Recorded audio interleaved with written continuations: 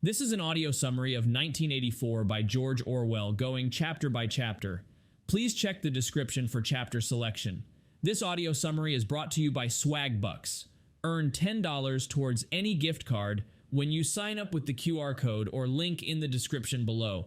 Use Swagbucks to earn Swagbucks to get more gift cards for you, your friends, and your family. In fact, you can earn Swagbucks while you listen to this audio summary. Be sure to check it out. Part 1. Chapter 1. The novel opens with Winston Smith, a low-ranking member of the totalitarian regime called the Party, in the nation of Oceania.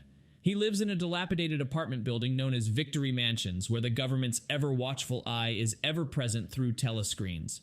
The face of Big Brother, the Party's figurehead, is displayed everywhere, reinforcing the omnipresence of the regime. The Party's three slogans, war is peace, freedom is slavery, and ignorance is strength, introduce the paradoxical nature of the Party's control. Winston illegally starts a diary in an alcove of his room hidden from the telescreen, expressing his thoughts against the Party, an act of rebellion punishable by death. He expresses his profound discontentment and despair towards the oppressive regime, writing "Down with Big Brother." Chapter 2. Winston's memories of his past come flooding back in this chapter. He is haunted by his past, including the disappearance of his family during the Civil War, a period characterized by chaos, poverty, and suffering. He is disturbed by the aggressive behavior of his neighbor's children, who are members of the Junior Spies, an organization that trains children to be fiercely loyal to the Party and encourages them to report anyone, including their parents, who they suspect of thought crime. Chapter 3. Winston dreams about his mother and his younger sister, who vanished during the Party's rise to power, and their likely death, which he feels guilty about. He also dreams about an encounter with a girl in a beautiful countryside setting, an emblem of natural beauty untouched by the Party's influence. He wakes up with tears in his eyes and whispering Shakespeare, highlighting his longing for the past and the old culture, an emotion that is forbidden. Chapter 4. Winston works at the Ministry of Truth, where his job involves revising historical records to match the Party's official version of events. He alters a news report to eliminate any trace of a Party member recently executed for treason. This chapter exposes how the Party manipulates information and reshapes reality to suit its needs, leaving no room for truth. Chapter 5. Winston shares a lunch table with Syme, a brilliant but slightly orthodox colleague who is working on the 11th edition of the Newspeak dictionary. Syme elaborates on the purpose of Newspeak, which is to narrow the range of thought to render thought crime impossible. Winston realizes the fatalistic trajectory of Syme due to his intellectual curiosity. Meanwhile, he becomes aware of the dark-haired girl from the fiction department who he suspects to be spying on him for the Thought Police. Chapter 6. Winston recalls a clandestine sexual encounter with a prole woman, which was an act of rebellion against the Party's repression of sexual desires. He muses on the Party's policy that seeks to abolish sex for pleasure and views it as a duty for the Party, merely a means of procreation. He also thinks about the sexual puritanism of the Party members, especially girls, who are indoctrinated to abhor sex. Chapter 7. Winston reflects on the totalitarian control of the Party, which holds the power to control the past, the present, and the future by manipulating records and information. He acknowledges that there's no way to confirm or deny any events or facts from the past due to the constant alteration of history. He clings to a fragmented nursery rhyme, oranges and lemons, as his only connection to a past that is beyond the Party's reach. Chapter 8. In an attempt to learn more about life before the Party's rule, Winston wanders into a prole neighborhood. He enters a pub, attempts to engage an old man in conversation about the past, but fails to receive any meaningful answers. In a junk shop, he buys a coral glass paperweight, an antique item not created by the Party, which symbolizes his connection to a historical past. Part 2, Chapter 1. The dark-haired girl from the fiction department, Julia, slips Winston a note confessing her love for him, igniting a secret relationship between them. Their affair is a political act against the Party, which represses sexual desire. Winston's initial suspicion turns into elation as he realizes that he's not alone in his hatred for the Party. Chapter 2. Winston and Julia secretly meet in the countryside, a space away from the prying eyes of the Party. Amidst the blooming bluebells, They make love, an act of rebellion against the party. Chapter 3. Winston and Julia continue their secret meetings in different locations around London, careful not to arouse any suspicion. Julia shares her knowledge about safe spots in the city where they can make love, reflecting her experienced rebellion. They talk about the possibility of the existence of the Brotherhood, a mythical resistance group led by Emmanuel Goldstein, the principal enemy of the state according to the party, and their willingness to join it. Chapter 4. Winston rents a room above the secondhand store in the Prole district, where he bought the paperweight, providing them a sanctuary where they can meet privately. The room, devoid of a telescreen, symbolizes a space outside the party's control. Chapter 5. At work, Syme, who had been working on the Newspeak dictionary, has disappeared. His existence is erased from all records and people's memory, confirming Winston's earlier prediction. This is a demonstration of the party's terrifying power to vaporize people and remove them from history. In their private room, Julia and Winston discuss the possibility of the existence of the Brotherhood and their desire to rise against the party. Chapter 6. Winston shares with Julia a dream about O'Brien, an inter-party member, wherein O'Brien tells Winston, "We shall meet in the place where there is no darkness." Winston interprets this dream as O'Brien's indication of being part of the Brotherhood. They have a conversation about the party's control and the possibilities of its overthrow. Chapter 7. Winston receives a note from O'Brien inviting him to his home, which he interprets as an invitation to join the Brotherhood. This ignites hope in Winston and Julia for a potential successful rebellion against the party. Chapter 8.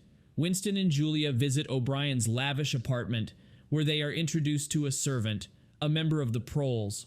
O'Brien switches off the telescreen, a privilege only high-ranking party members enjoy, and confirms their suspicion that he is part of the Brotherhood. They pledge their allegiance to the Brotherhood and agree to do whatever it takes to overthrow the party. O'Brien arranges to send them a copy of the book, Emmanuel Goldstein's work that outlines the resistance against the party. Chapter 9. During the Hate Week preparations, Winston receives the book, which explains the party's strategy of maintaining power through the concept of permanent war. The book argues that war is a way for the party to consume the products of human labor, preventing a rise in the standard of living that could potentially cause societal unrest. Winston is elated to see his thoughts and suspicions about the party confirmed in writing. Chapter 10. Winston reads the second part of the book to Julia about the party's manipulation of society. It explains the social stratification into high, middle, and low classes, and how the party maintains control over these classes. Their reading is interrupted when the thought police arrests them. The room above the shop was a trap, and Mr. Charrington, the shop owner, is revealed to be a member of the thought police. Part 3. Chapter 1. Winston is held in a windowless cell in the Ministry of Love where the party punishes its dissenters. He is brutalized and terrorized. The physical and psychological torture he undergoes is a part of the party's strategy to break his spirit and enforce compliance. He observes other prisoners and their reactions to the oppressive circumstances. Chapter 2. Winston is shocked to see his neighbor Parsons in the cell, arrested for thought crime. Parsons was reported by his own daughter, demonstrating how the party indoctrinates children to spy on their own family members, further instilling fear and control. Chapter 3. O'Brien is revealed to be a loyal member of the party, and he is the one torturing Winston. He subjects Winston to intense pain and suffering, aiming to cure his disloyalty and insanity, which is his hatred towards the party. The theme of physical control over minds is explored in depth in this chapter. Chapter 4. O'Brien continues to brainwash Winston using psychological manipulation and physical torture. He makes Winston accept the party's reality, including the concept of doublethink, where two contradictory beliefs can exist simultaneously.